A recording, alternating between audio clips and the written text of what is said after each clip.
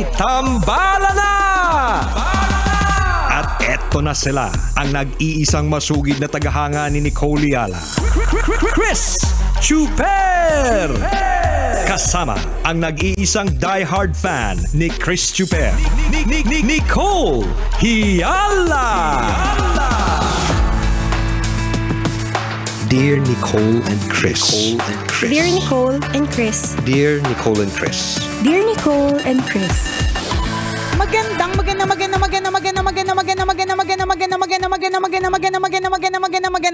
morning, Luzon, Visayas at Mindanao Metro and Mega Manila. It's a Feel Good Tuesday. Hi partner! Hi partner! Hi mga kabisyo! Yan, shoutout po sa lahat ng mga kabisyo natin na natatarantatious na kung paano gagastusin ang kanilang pera. Wow! Sana all!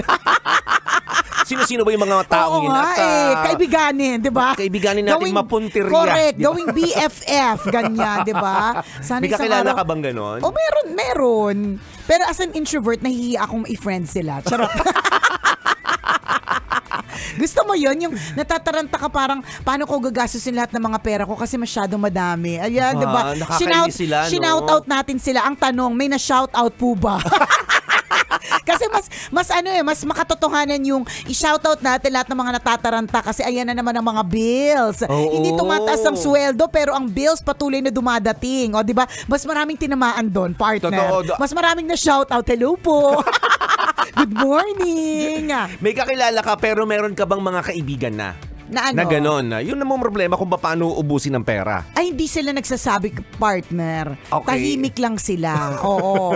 Walang yung parang outright na, paano ko ba ito ubusin yung pera ko? Natataranta ako. Kasi, or siguro kung hindi nila siguro sa akin sinasabi. Kasi pag tinanong yun sa akin, marami akong ways kung paano gagastusin yan. Kilala nila ang hilatsa mo. Kaya hindi nila sinasabi kaya sa'yo. Hindi nila sinasabi. Feeling ko lang naman, di ba? Tsaka baka karamihan ng mga aking mga kaibigan ay talagang tunay na mga hampas lupa lamang. Charot.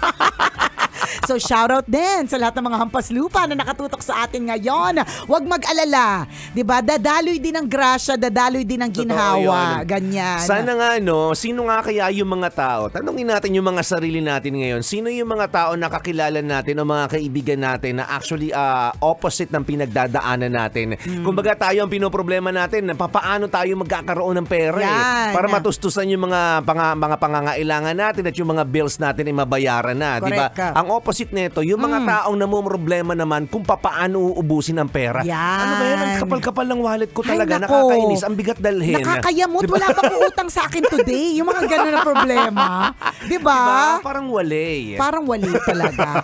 So, mali talaga yung una kong shinout out. Walang na-capture, no? Wala talaga na-capture na audience. Kung meron man mga English speaking sila, hindi nila tayo gets.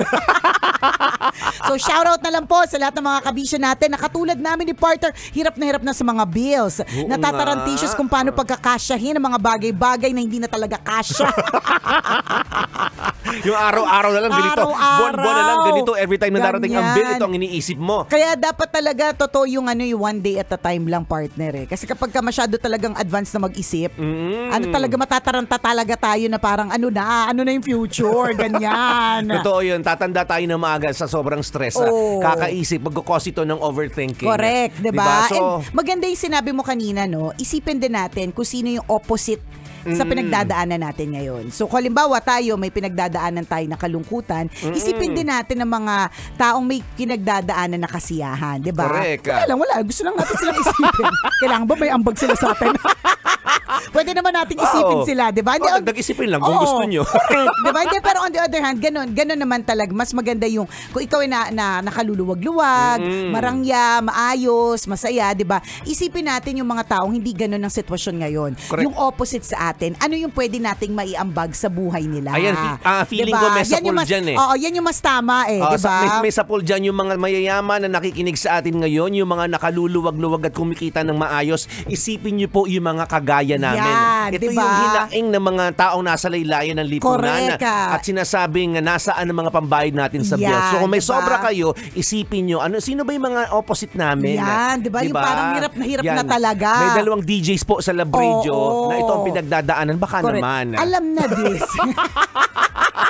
Hindi, pero magandang isipin yun ha. So kung ikaw ay feeling healthy today, isipin mo din yung mga taong hindi nakakaramdam ng good health. 'Di ba? At kapag kasi ganun, maaring may ambag ka sa kanila or wala, 'di ba? Ikaw sa sarili mo, ma-appreciate mo yung sitwasyon na nasaan ka ngayon eh. Correct. 'Di ba? And lagi natin tatandaan, isa yan sa mga paraan para maging masaya, 'di ba? Yung na-appreciate natin kung ano ang meron sa atin sa ngayon. Sabi diba? nila, hindi naman halatang nasa lilayan kayo ng lipunan, nangingintab yung leeg mo, Nicole. Gusto ko lang pong linawin sa taong bayan. Sa mga huli po sa mga nakakaalam ng balita. Correct. In case you missed it, ako po ay endorser po ng jewelry. Endorser po ako ng Mayat de la Rosa Fine Jewelry. Hindi po ako yung owner. So wala po kayong, kung may balak po kayong mangutang, hanggang balak na lang po yan. Huwag nyo nang ituloy. Diba? Dahil hindi po sa akin ito. Yan, ako po ay malinaw. model lamang. Gusto ko lang pong linawin, di ba? Yan, minomodel niya lang po yung mga alahas. Yan, di ba? Kaya pero minsan kinukupitan niya po yun. Huwag kayong iusapan lang natin. Pero sa akin, sikretong usapan pero sa akin na yun, so bawal nyo pa rin akong utangan. Ganun na. Kinaagat niya po yun, kundi halatang natitipak-tipak, ganun. Sinisingit ko pa sa mga gilid-gilid ng ipin ko, ganyan. Ang tawag po dyan paraan. Charet! And totoo naman yung mga kabisyo, dapat paparaan tayo. In a good way, ha? Charot Correct, lang yung correct. magtitipak ka ng ng ginto gintong ng hindi iba. sa'yo. Oo, bad yun, di ba? Yung Totoo. paparaan ka, ibig sabihin, hindi ka titigil sa paghahanap ng extra. Kung alam mo talagang sadyang kulang, hindi naman para maghihintay lang tayo ng tulong sa gobyerno eh. Alam mo, at the end of it all, sa atin din eh. Totoo sa yun. atin din sa atin din ang pagtsatsaga, tayo din kailangan magsipag, tayo din ang kailangan maghanap ng extra, di ba? Nasa sa atin din yun. Huwag nating sanayin yung sarili natin na palaging umaasa sa ibang tao. Ayan Diba? tayo kakahingi lang natin eh. Hindi, pero totoo yun. Diba? Minsan lagi tayo nakaasa doon sa mga taong tutulong sa atin. Hindi po lahat ng pagkakataon. May mga taong pwedeng magbigay ng tulong. Diba? Hindi lahat ng tao ay laging may extra para ibigay sa iba. Correct. Tandaan natin, hindi sa lahat ng pagkakataon. Kasi meron tayong ganung thinking eh. Diba? Na lagi mong pwedeng hingan itong taong ito. Baka naman may magbibigay ng ayuda, wait lang tayo. Diba? In a way, tinuturuan mo yung sarili mo na maging tamad. Diba? Dapat kasi intay-intay lang. yes, gawa din ng mga paraan. Diba? Baka naman may mga charitable Correct. institution na magbibigay sa atin ng tulong pagdating ng ng Pasko. Ayan yung sinabi natin kanina, baka naman may mga yayamanin dyan na maraming extrang perang diba? Gusto nilang isaboy sa atin, ganyan.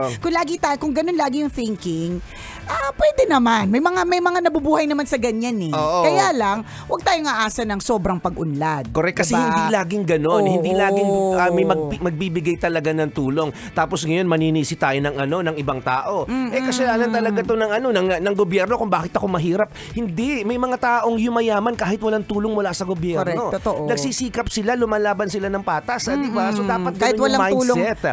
Kahit walang tulong ng gobyerno. Yes, diba? ang daming ganong kwento na yumaman, nagsikap, umasenso sa buhay. Walang sarili lang nila. Sariling kayod. Correct. Pwede, posible talaga siya, 'di ba? Tama. Kaya go hataw. Alam mo, ito mga paalala po ng mga taong talagang hirap na sa buhay, 'di ba? Kailangan magsipag, kailangan humataw. Hindi po anak mayaman. Ulit-ulitin po natin sa sarili natin 'yan. Kung tinatamad po tayo, lagi natin papaalala, ang mga anak po natin ay patay gutom. Yeah. Hindi pwedeng, 'di ba? Hindi pwedeng tatamad-tamad, kailangan magsipag. Kung kulang ang isang trabaho, mag-extra. Lalo pa ngayon, 'di ba? Meron pang maraming mga ways and means na dahil nga online na. Dati kasi kung gusto mo extrang money, kailangan meron kang physical na store. Yes. 'Di ba? Merong ngayon hindi eh. 'Di ba? Partner, merong mga kumikita ng hindi nga nila produkto yung binebenta nila. Kung kayo po ay nagsuscroll sa mga TikTok or sa mga Reels or whatever, 'di ba? Nag-aano sila, minomodel lang nila yung mga sinusuot nilang panty, shorts, electric fan, 'di ba? Nagmo-model ng panty dyan. Meron, madami, talaga partner. Ba? Bigay mo nga sa akin yung link. Tanda mo na, ganyan ka pa. Ang pangit Tapos susuot niya. Yung tito mo. Pakimain po. Ganun. Tapos tatanggalin niya ulit, susuot ng bagong panty. Hindi ganun, partner. May suot na siya, hindi niya tatanggalin ulit. Akala ko ganun, minomodel eh. Tapos imamay na. May mga ganun. May na po yung nasuot na. Yan. Hindi, may mga ganun. At hindi lang na produkto yun, ha? Oo. hindi sa kanila 'yon. At meron Correct. ako mga kilala na ganyan na kumikita na sila sa ganon, 'di ba? Ano lang to mga suggestions kasi Oo. sa totoo lang hindi naman din kasi lahat kaya. So ako partner lagi ko nakikita 'yan eh. Pero parang feeling ko hindi ko maintindihan kung paano ko gagawin. Let's say meron akong dati nag-reach out na sila sa akin tapos hindi na sila nag-reach out ulit. Hindi ko alam kung bakit. Hindi ka na daw nila ma-reach. Oo. Parang nandito lang naman ako. Nag-aantay. Di ba yung mga ganon na pwede kang kumita nang hindi mo produkto? Totoo Di ba? yun. Ka lang makikisaw-saw, 'di ba? Ganon, na makikisaw-saw in a way. Pero ano 'yun extra income 'yun. Yan yung mga bagay na hindi mo makukuha o hindi mo makakamit nang nakautunga ka lamang. Totoo. Alam mo, na-realize ko yan partner nung nag-pandemic eh. Yung syempre nawala nawala masyado yung racket, na-slash yung mga salary. Kapag ka hindi ka gagawa ng kahit ano, wala din talaga. Mamamatay kang dilat. Oo. Mamamatay kang kumakalamansi mura. Correct. Diba? Kasi doon ko natutunang mag-barter na may mga gamit pala ako na kapag ka pinost ko sa barter community, may ganun nauso yun. Ewan ko nga lang ngayon kung meron pa rin.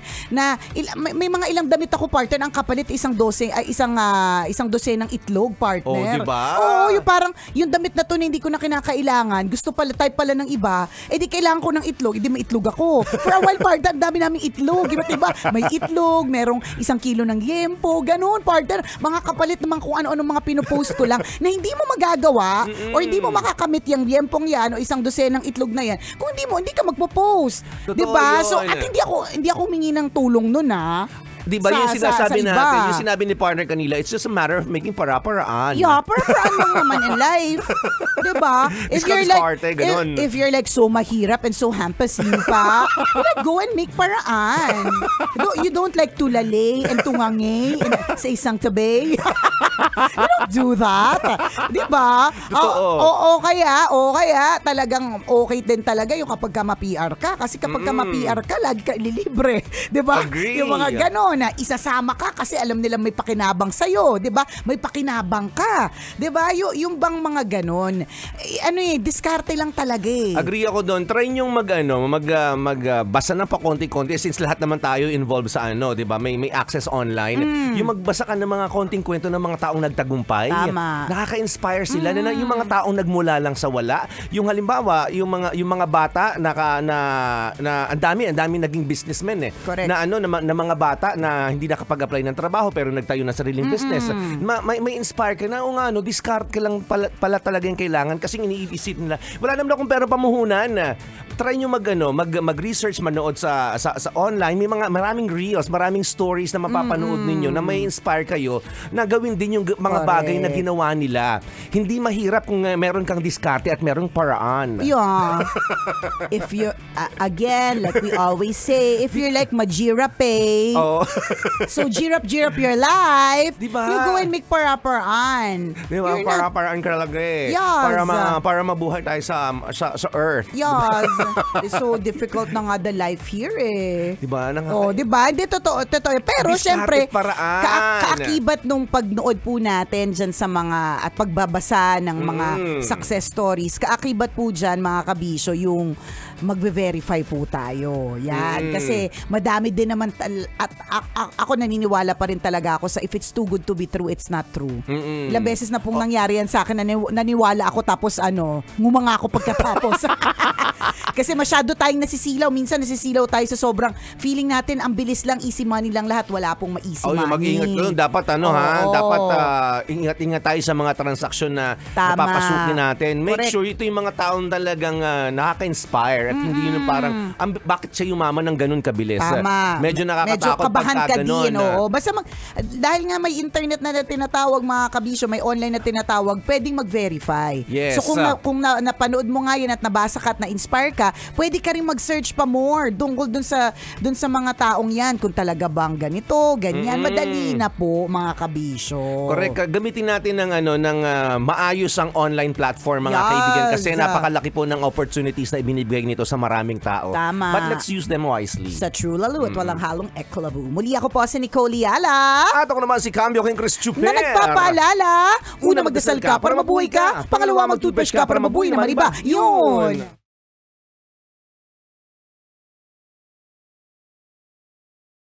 Manufacturing Corporation. Partner, very